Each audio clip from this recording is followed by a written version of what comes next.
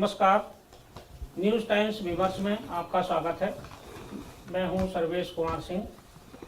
विमर्श में आज हम चर्चा करेंगे राष्ट्रीय तकनीक और राष्ट्रीय सुरक्षा पर। राष्ट्रीय सुरक्षा में तकनीक का कितना उपयोग हो सकता है और तकनीक किस तरह से नुकसानदायक भी साबित हो सकती है, इन विषयों पर हम चर्चा करेंगे। कई घटनाएं पिछले 4-5 दिन में घटित हुई हैं, जिसके कारण ये विषय सामयिक हुआ है कि इस पर चर्चा की जाए।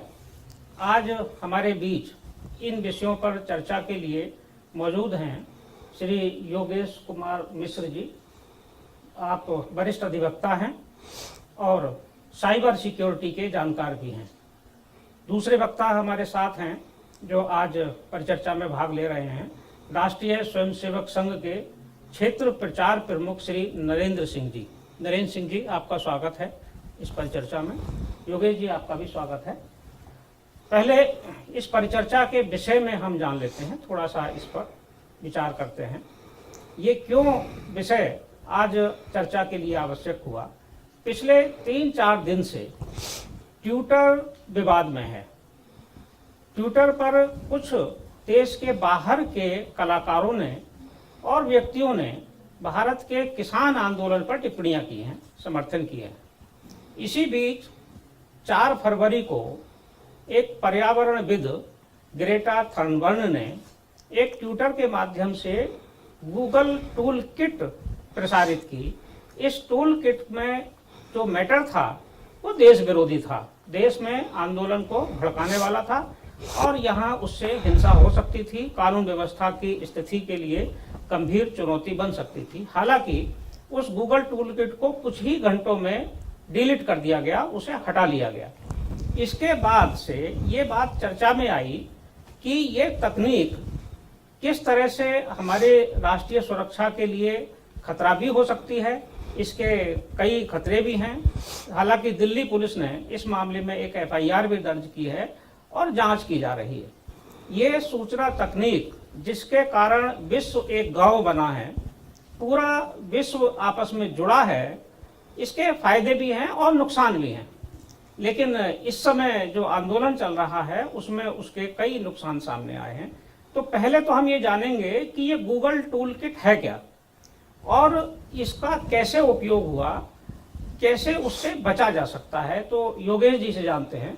योगेश जी, ये बताइए कि क्या है टूल किट? ये गूगल टूल किट विवाद क्या है और ये क्या है, गूगल टूल किट कैसे काम करता है?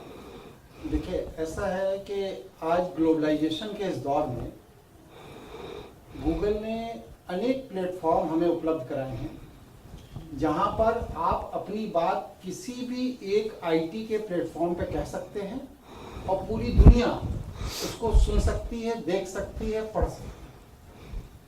जैसे कि आप फेसबुक पर कोई पोस्ट डालते हैं और वह पोस्ट पूरी दुनिया में पढ़ी और देखी जा सकती है। ठीक इसी तरह आप देखिए, YouTube पर कोई एक वीडियो, कोई एक स्पीच अपलोड कर दी जाती है और वह YouTube पर जो वीडियो या जो स्पीच अपलोड की जाती है उसको पूरी दुनिया में कोई भी व्यक्ति पढ़ सकता है, सुन सकता है, देख सकता है। और इसके लिए ये लोग करते ये हैं कि जो लोग समाज के अंदर इस तरह के कार्यों में लिप्त हैं, मतलब कि सरकार और सामाजिक व्यवस्था को तोड़ने में जो लिप्त हैं, वो लोग करते क्या है कि एक अपना एक ग्रुप बना लेते हैं। 10,000, 20,000, लाख, कई लोगों के ग्रुप तो इतने बड़े हैं कि उनमें करोड़ों लोग पूरी दुनिया के शामिल होते हैं और वो उन्हीं की मानसिकता के नकारात्मक प्रभाव के लोग होते हैं। वहां पर ये लोग ब्लैकमेल करते हैं कि हम एक बात कहेंगे, उसको 1 करोड़ आदमी अपने अपने तरीके से कहना शुरू कर देगा, जिससे कि जिसके खिलाफ या जिस व्यवस्था के खिलाफ या जिस सरकारी व्यवस्था के खिलाफ या जिस शासन के पदाधिकारियों के खिलाफ कोई बात कही जा रही है, वह अपने दबाव में आ जाए।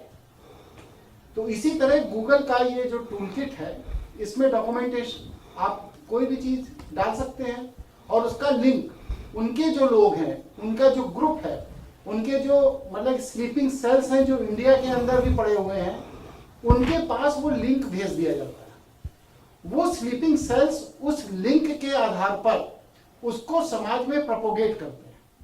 और प्रोपोगेट करने के साथ जब पीछे से किसी बड़े ब्रांड या बड़े व्यक्ति का नाम जुड़ जाता है तो लोगों की उत्सुकता उसके अंदर क्या लिखा गया है, क्या पढ़ा गया है, क्या देखा गया है, वीडियो में क्या है, कंटेंट क्या है, डॉक्यूमेंट में क्या है, इसके प्रति उत्सुकता लोगों की बहुत बढ़ जाती है। और इस तरह से यह लोग जो किसी भी देश में अमन चैन खत्म करना चाहते हैं, किसी भी सरकारी व्यवस्था के खिलाफ कोई बात कहना चाहते हैं या किसी भी तरह का आपके लिए समस्या खड़ी करना चाहते हैं, वो लोग इस तरह के इलेक्ट्रिकल आईटी के जो है आपके पास सिस्टम है, उस सिस्टम में आकर के आपके देश में बाहर से दूसरे देशों से ही हस्तक्षेप करते हैं। पहले क्या होता था कि आतंकवादी हमारे देश में आकर के नकारात्मक घटनाएं करते थे। अब ये आतंकवादी मानसिकता के लोग जो बौद्धिक आतंकवाद चलाते हैं पूरी दुनिया में, ये अब अपने यहाँ बैठ करके वहीं से यूट्यूब के द्वारा, व्हाट्सएप के द्वारा, फेसबुक के द्वारा, टूल किट के द्वारा अपने नकारात्मक विचारों को वहीं से आपके देश के अंदर भेजते हैं और आपके देश के अंदर जो उनकी स्लीपिंग सेल्स के एजेंट हैं वो उन चीज़ों को प्रोपोगेट करते हैं, जिससे समाज के अंदर सौहार्द का वातावरण प्रभावित होता है, लोगों का विश्वसनीयता आपस में डिग जाती है और समाज और सरकार के बीच में जो व्यक्तिगत सौहार्दपूर्ण संबंध होते हैं वो इससे प्रभावित हो जाते हैं। नकारात्मक उसका उपयोग बिल्कुल हो रहा है। ये विधि विशेषज्ञ हैं, ये बताइए कि ये जो टेक्निक का दुरुपयोग हो रहा है और अभी ये 4 तारीख को एक एफआईआर हुई दिल्ली में, ग्रेटा थनबर्न का उसमें नाम नहीं है, हालांकि अज्ञात के नाम से हुई है, तो ये साइबर लॉ क्या कहता है इसमें? साइबर का जो कानून है ये इस तरह की तकनीक के दुरुपयोग करने वालों को कैसे सजा देता है? और जो एक उसमें क्लॉज है वो तो जमानती है, उसमें जिसमें गिरफ्तारी होती है, संभवतः शायद 64A है धारा, मैं कंफर्म नहीं हूँ, तो उस पर जरा आप प्रकाश डालिए। देखिए, भारतीय दंड संहिता 1860 में स्पष्ट रूप से कहा गया है कि यदि किसी व्यक्ति के किसी भी ऐसे कृत्य से, किसी भी ऐसे वक्तव्य से या किसी भी ऐसे चिन्ह, चित्र आदि के द्वारा किसी वर्ग विशेष या व्यक्ति विशेष की भावनाएं आहत होती हैं तो ये अपराध है। अब क्योंकि जब 1860 में आईपीसी लिखी गई थी तो उस समय आईटी नहीं था, लेकिन बाद को जब आईटी आया तो उस आईपीसी के उस प्रोविजन में आईटी के करैक्टर को भी इन्वॉल्व किया जाना चाहिए था, जो कि परिस्थितिवश नहीं हुआ। फिर उसमें डिफरेंट हाई कोर्ट और सुप्रीम कोर्ट के जजमेंट्स आ गए, उनको आधार मान करके आज उसको जबरदस्ती हम लोग जोड़ देते हैं। आईटी एक्ट भी तो आया है, आईटी। फिर इसके बाद जब आईपीसी पर लोड ज़्यादा बढ़ा तो ये महसूस किया गया कि एक स्पेसिफिक इसके लिए अलग अधिनियम होना चाहिए, तो उसमें आईटी एक्ट आ गया। आईटी एक्ट के अंदर भी जो प्रोविजंस हैं वो प्रोविजन भारत के अधिकार क्षेत्र के अंदर अगर कोई व्यक्ति कोई अपराध करता है, कुछ करता है, तो उसको दंडित करने के लिए हैं।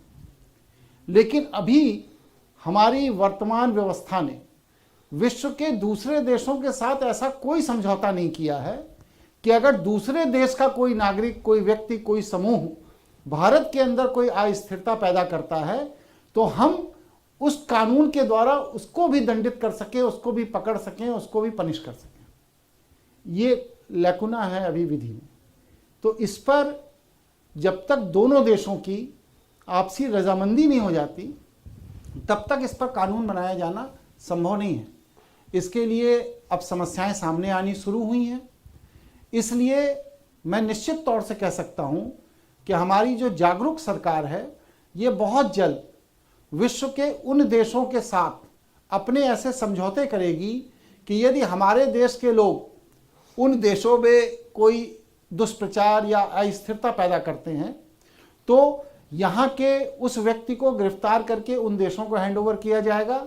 और अगर दूसरे देशों के अंदर कोई बैठा हुआ व्यक्ति भारत के अंदर कोई अस्थिरता या यहाँ कोई दुष्प्रचार करके यहाँ के वातावरण को दूषित करता है तो वहाँ की सरकारों को बाध्य किया जा सकेगा कि वह ऐसे व्यक्तियों को ढूंढे और ढूंढने के बाद उनको गिरफ्तार करे और गिरफ्तार करके हमको हैंडओवर करे, जिससे कि हम अपने यहाँ उसको दंडित करने के लिए सुचारू रूप से विधिक कार्रवाई कर सकें।